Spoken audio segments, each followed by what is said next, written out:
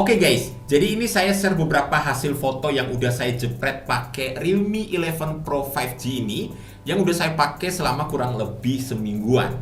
Kalian bisa lihat kalau hasil fotonya ini udah bisa mencerminkan sebuah HP yang kuat banget di sektor kameranya ya. Udah sesuai dengan yang digembar-gemborin sama Realme. Mereka nyebutnya tuh 200 megapiksel super zoom kamera. Yang bikin unik, mereka ngunggulin sektor zoomnya, tapi di setup kameranya ini tuh nggak ada lensa telenya loh guys. Kamera utamanya tuh punya resolusi 200 megapiksel ya. Dia pakai sensor Samsung ISOCELL HP3 Super Zoom yang punya dukungan lossless zoom 2-4 kali tanpa harus punya lensa tele yang mereka sebutnya tuh sebagai in-sensor zoom. Gimana hasilnya? Ternyata ya cukup bikin tercengang. Karena buat hasil foto zoom 4 kalinya ini tuh hitungannya tetap tajam guys. Kenapa bisa gitu? Ini saya jelasin teknisnya secara sederhana aja ya. Jadi gini guys, kalau pada umumnya foto digital zoom itu makin di zoom makin berkurang detailnya, sedangkan di HP ini pada saat kita jepret dan dinaikin level zoomnya, dia akan otomatis berganti mode sensornya, yang tujuannya biar bisa dapat jumlah pixel yang sama guys. Contohnya kalau di 2 kali zoom itu sensornya akan beralih ke mode 4-in-1 50 megapiksel. Setelah itu baru ke 12,5 megapiksel. Terus di 4 kali zoom sensornya akan beralih ke mode 200 megapiksel. Setelah itu ke 12,5 megapiksel di bagian tengah sensornya.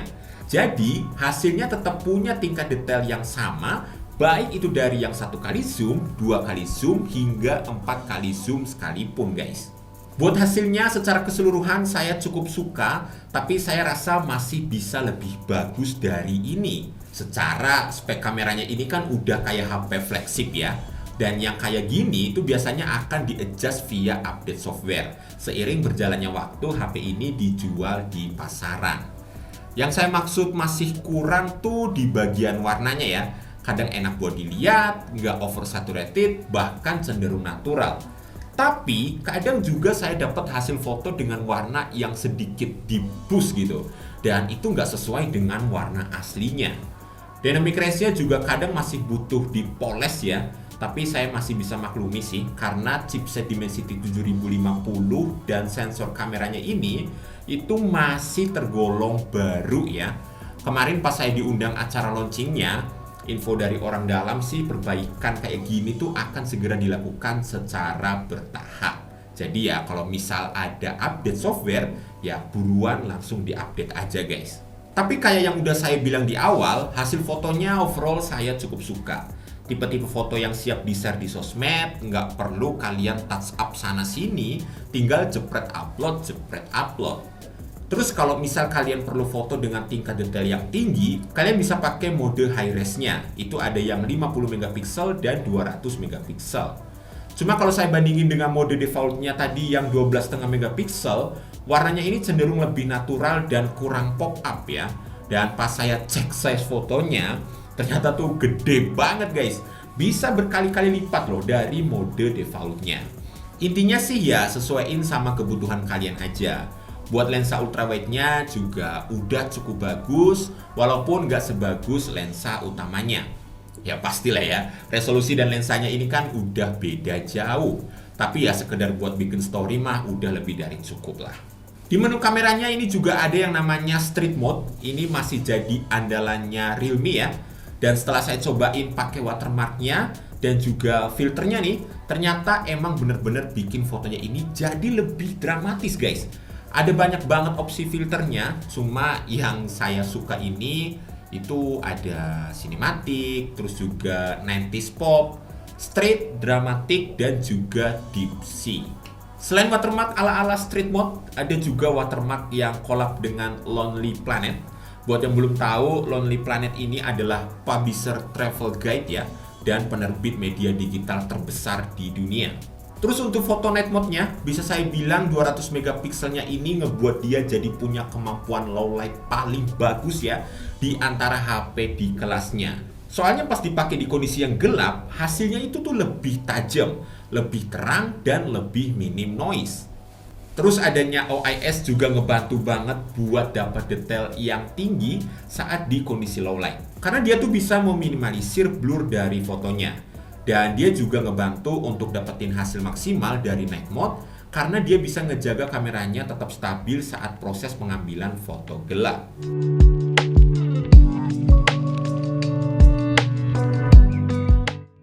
Nah guys, ini adalah contoh perekaman menggunakan kamera depannya Realme 11 Pro Plus di resolusi 1080p ya, 30 fps. Untuk hasilnya seperti ini. Ini di bawah pohon kayak gini ya. Tuh. Gimana untuk hasil videonya, detailnya gimana, audionya seperti apa, warnanya? Kalau di sini sih kelihatan warnanya cakep ya. Rumputnya ini kelihatan hijau banget. Terus juga untuk FOV-nya juga cukup lebar ya. Ini kalau yang 0,8 kali, kalau yang 1 kali kayak gini.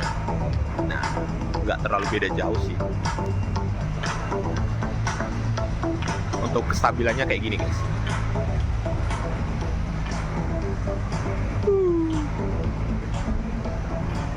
Oke.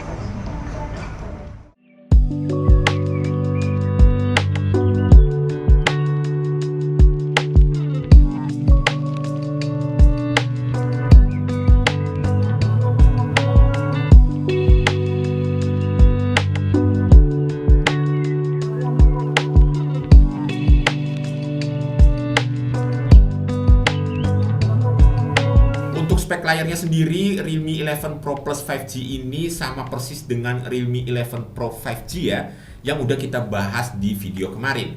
Dia pakai panel AMOLED Curved Display 6,7 inci, support 10-bit XDR10+, 120Hz refresh rate, dan brightness-nya up to 950 nits.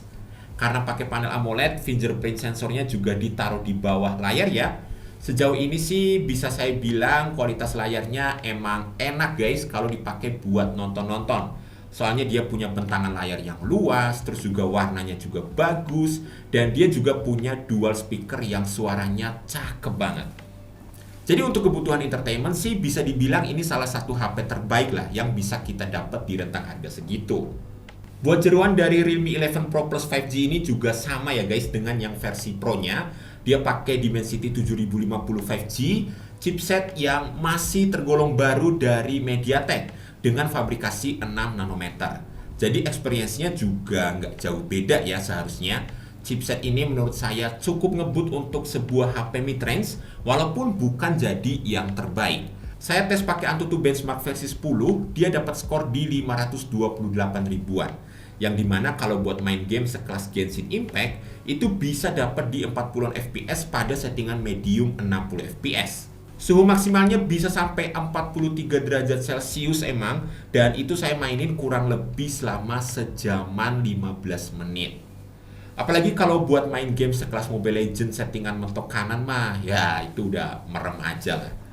Yang bikin beda antara yang versi Pro Plus dan juga versi Pro-nya ini selain kamera tadi ya adalah output chargingnya.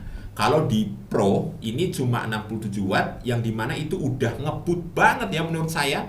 Lah yang di Pro Plus ini malah sampai 100 watt guys.